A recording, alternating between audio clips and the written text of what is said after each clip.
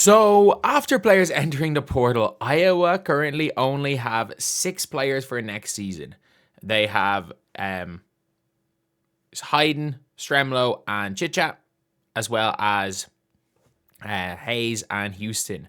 And then obviously Wilichko is coming in. And this is not the most ideal scenario in the world for Iowa, because they need to do a lot in the portal. And if you guys are new to the channel, before we get onto that, subscribe. We are trying to get to 58 point. Well, we're trying to hit 60K by the start of WNBA season. We're trying to hit by the draft, which is next week. We are trying to hit like 58.5K by the draft. We can hit 58.2K. That would be incredible. So we got to talk about this. Tegan Mullaney, a 4-star recruit, sophomore who barely played, left. Emily Rodriguez has left. Like Iowa Hawkeyes. I didn't see who else has transferred. Because Ochkala has left. Emily Rodriguez has entered the portal. 5th Iowa women's basketball player entered the portal. Okay, so yeah, Rodriguez has entered the portal. And obviously, Addie Deal has entered the portal. Callie Levin has entered the portal. Johnson has entered the portal.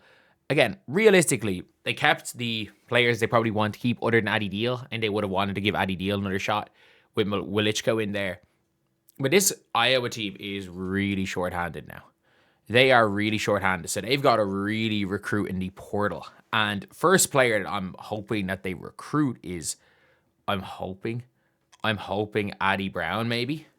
I'm hoping they can maybe convince Addie Brown to stay in Iowa. So I do think her playing at the 3, like, it does help. I think it does help in general. If she decides, if they can pull in her, because that is a star level. That is a star level player. She does a little bit of everything. But like other players, obviously, like Aaliyah Crump leaving Texas is big. Like if you're looking at all the players that have left big teams, like there's a lot of people in the portal. Like obviously you got Addie Brown, Audie Crooks. I don't think Crooks will go there. I think she might be going to Oklahoma.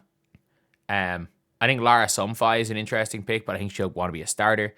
I don't think there's any point in getting Kiyomi McMillan, as talented as she is. Talaysia Cooper as her final year would be an interesting one as well. Liv McGill as a flat out scorer. I don't think she'd go there, but I think Liv McGill could be a nice one. But like this team's lost. When you lose Stolke, like Jada Jimfy was just there for vibes, but like you lose Stolke, you lose Jada Jimfy, you lose what's her name? Kylie Fearbach, and you also lose Taylor McCabe. Like they are pretty big. They're big players that they like that they're losing. And when you've got all of these players like gone, it's really tough to replace them all in one offseason. Like you've got at least your entire team are upperclassmen, other than was Hayes was a freshman last year. Was Houston a freshman? I cannot remember. I don't know if she was a freshman or a sophomore. But like when you lose Addie Deal, it becomes tough because Wilichko is a big get. McKenna Wilichko is a really big get, but at the same time, like that's only 6 players. You've got 6 more players to find. I don't know how many like top recruits are coming in. So 2026 ESPN 100, how many have gone to Iowa? So McKenna Wilichko got a 6th recruit. Again, their best recruit since Caitlin Clark. They've only got 1 top 100 recruit coming in.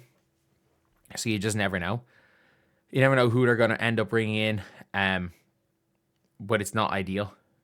It's not ideal. If they got an Addie Bjorn in, that would have been a big get. She's gone to Texas, but that would have been a huge get.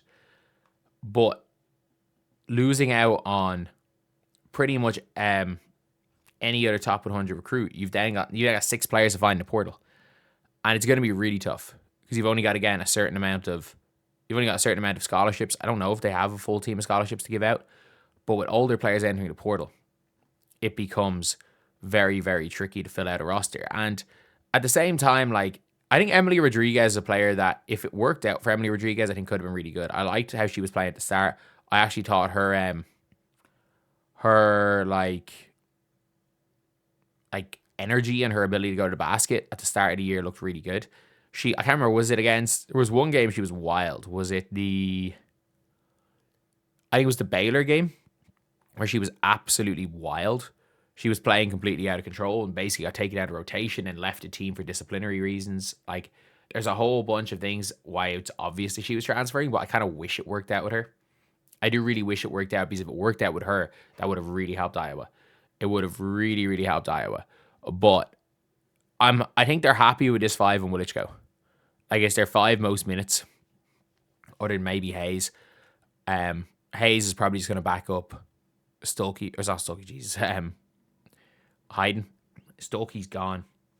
And I don't know. They do need to bring in a Lucy Olsen type transfer. They really do. Like, they need to go at a good and go find someone that's averaging 20 points a game at a decent college. Like, they need to pull in a Lucy Olsen type transfer. Because like, if they don't get a Lucy Olsen type transfer, this team will still struggle so badly with guard play. But it's funny, like if they had a Lucy Olsen type player, this team minimum makes the Elite Eight. And instead they lost to Virginia in a game where, I mean this when I say this, they did everything they did everything possible to lose that game. There was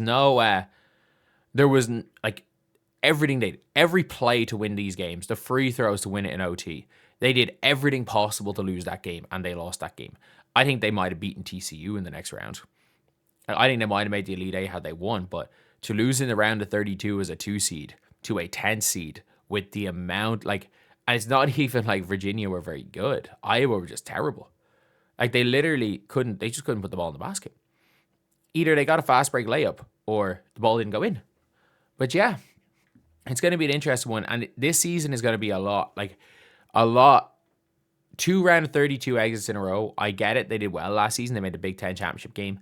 But if they do struggle, I do think in general that it's going to be tough seeing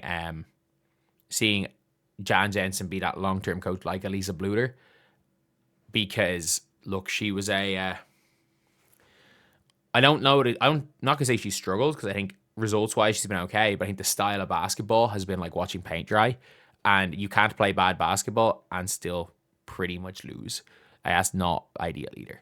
So yeah, that is pretty much it, lads. Let me know what you guys think in the comment section below. Do you guys think that they're going to sign someone big in the portal? I think because it's Iowa, because of the crowd, I think they will get a couple of big signings in the portal. My hope is that they can get an Addie Brown. I don't think they'll be able to get a Liv McGill. If they add Addie Brown and Liv McGill, I'm saying, Liv McGill is just chucking.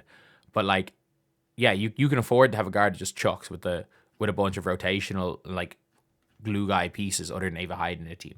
But anyway, yeah, that's the video. Let me know what you guys think. See you guys.